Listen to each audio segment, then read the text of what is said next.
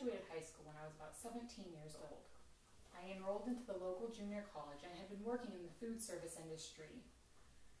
I was one of the few in my graduating class that had actually worked during my high school years. And with that, I can still tell you that I was pretty ill prepared for life outside of high school. And I can honestly say that most of my friends were the same. I had one friend of mine who actually tried to use WD-40 to clean her apartment's toilet, and yet another who burnt plain noodles trying to make dinner one night. And even to this day, I can say that I have many friends who can't check their car's oil or change a flat tire. In order to graduate from high school, there are specific state requirements, and for the purpose of the speech, I'm going to use California state requirements. According to the California Department of Education, you have to meet these specific requirements in order to graduate. You need to have 3 years of English, 2 years of each math and sciences, 1 year of each foreign language and arts, 3 years of social studies, including a semester of economy and a semester of government, and 2 years of PE. And the last requirement is actually called the California High School Exit Examination, which is taken in the 10th grade, and it just tests you on 2 proficiencies. It tests you on math and English. And that's it. That is all that is required of our adolescent children before they're considered adults and sent out into the world. Now, whether these students are going to go to college or start in the workforce, high school really does very little to prepare them for life outside of a textbook.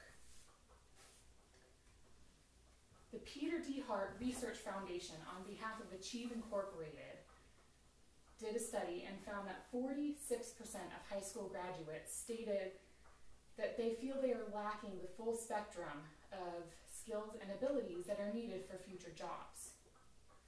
There was an article published by NASDAQ in 2015 stating that the consumer debt was upwards of $3.3 trillion.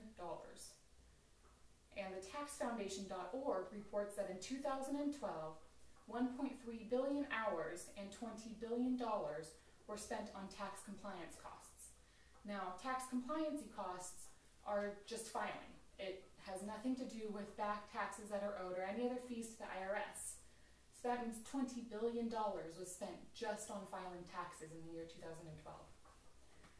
Now, these statistics seem fairly unrelated, but I can sum it up in one explanation: ill-prepared adults.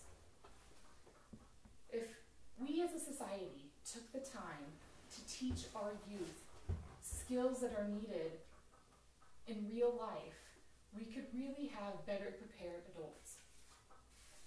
Let's teach them how to do tax preparation, how to balance a checkbook, live on a budget. Teach them what factors negatively affect the credit. If we took the time to teach these young adults, they can be better prepared. And I don't just mean in money matters.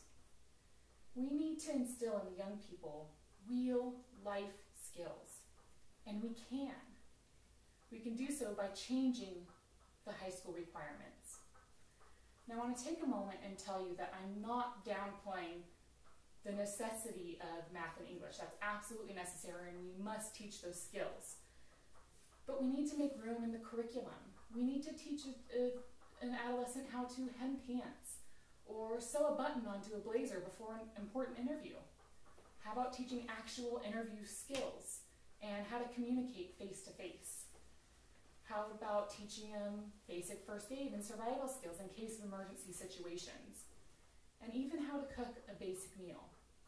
These are skills that many students have little to no experience doing. As of now, these are not requirements, and they probably won't be in the near future.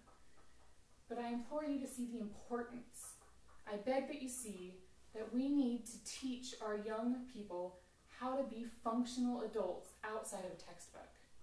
We need to teach them how to be outside of a setting, outside of a classroom setting.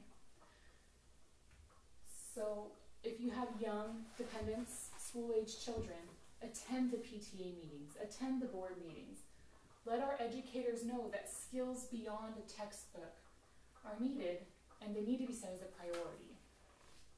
Thank you.